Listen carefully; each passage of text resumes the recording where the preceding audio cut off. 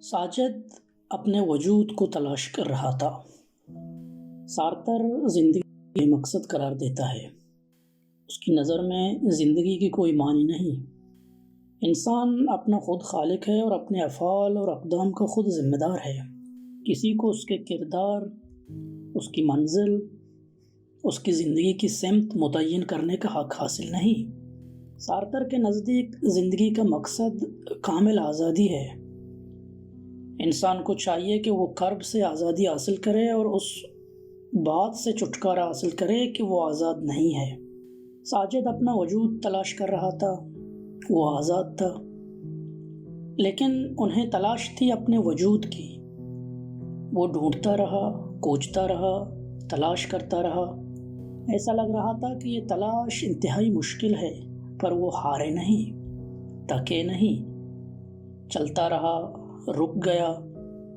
اس سفر کو جاری رکھے کبھی وہ کراچی کے وحشتناک گلیوں میں مٹر گشت کرتا دکھائی دیا، تو کبھی وہ اچانک ہی یوگنڈا کے ان غریب کالے بچوں کو ان کی وجودیت کا احساس دلا رہا تھا۔ کبھی ایسا بھی ہوا کہ وہ عرب بدوؤں کے ہاں اس احساس کو تلاش رہا تھا جہاں اس احساس کا صدیوں پہلے قتل ہو چکا تھا۔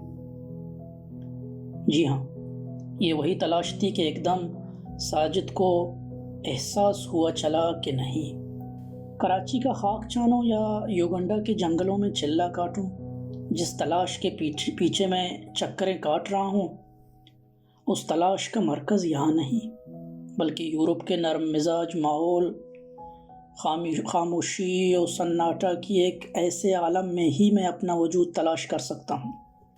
یہی وجہ تھی جس نے ساجد کو یورپ کی طرف رخت سفر باندھنے پر مجبور کیا۔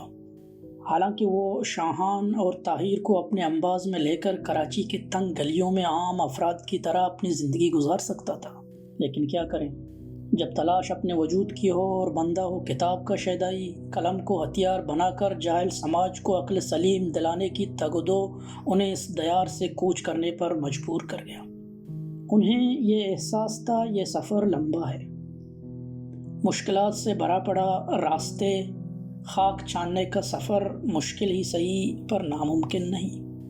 اسی لیے تو انہوں نے اپنے نامکمل کتاب کا ایک ورق اپنے دوست کو دے کر یہ کہا، جب طاہر 18 سال کی ہو انہیں دے دینا۔ ساجد ہمارا سارتر تھا، وہ بلوچ کے لیے اپنا وجود تلاش کر رہا تھا، اس لیے انہیں یہ احساس تھا کہ بلوچ روایتوں کے بندھن سے نکلے، کچھ دور کا سوچے۔ اسی لیے تو سیاست کے اس گورکھ دندے سے وہ کوسوں دور تھا، لیکن وہ بلوچ کے لیے سوچتا تھا جس طرح ایک سیاستکار سوچتا ہے۔ وہ اس لیے اپنا وجود تلاش کر رہا تھا کیونکہ انہیں یہ پتہ چل چکا تھا کہ وجودیت روایتی فکر کے خلاف ایک بغاوت ہے۔ جی ہاں، انہوں نے بغاوت کی۔ سارتر انسان کو پرانے رواجوں اور روایتوں کے بندھن سے آزاد کرانا چاہتا تھا۔ یہ بھی کہا جاتا رہا کہ وجودیت روایتی فکر کے خلاف ایک بغاوت ہے۔ سارتر نے اپنے ناول نوسیہ میں ہیرو کے کردار سے اس کی وضاحت کی کوشش کی ہے۔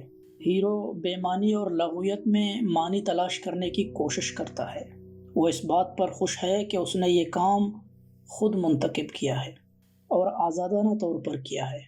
اس پر یہ کام توپا نہیں گیا۔ سارتر کے نزدیک انتخاب کرنے کا مطلب دراصل روایتی سوچ سے پیچھے چھڑانا ہی ہے۔ سارتر اس کو کامل آزادی کا نام دیتا ہے۔ ساجد بھی سارتر کی طرح کامل آزادی کو قلم، کتاب اور کاغذ کو سیاہ کر کے ہی ایک منزل دینا چاہ رہا تھا، لیکن بس انہیں یہ لمحہ بھر یہ احساس نہ رہا کہ جہاں وہ سانسیں لے رہا ہے وہیں ہی ان کی سانسیں روک دی جائیں گی، وگرنہ وہ طاہر اور شاہان کو اپنے سے کبھی دور نہ کرتا۔ ساجد نہ رہا، پر وہ دوست اب اس انتظار میں ہے کہ کب طاہر 18 سال کی ہو اور وہ انہیں وہ اوراق دے کر کہے کہ طاہر تمہارا ابو اپنا وجود تلاش کرتے کرتے انسانیت کے علمبردار ملک جہاں انسان کو ایک احترام دیا جاتا ہے اس دیس میں ہی اپنا رخت سفر باندھ کر حقیقی دیار کو کوچ کر گئے۔ شاید انہیں اپنا وجود وہیں ہی ملے۔ رو پڑے ہیں سبھی معجزوں کے گمان،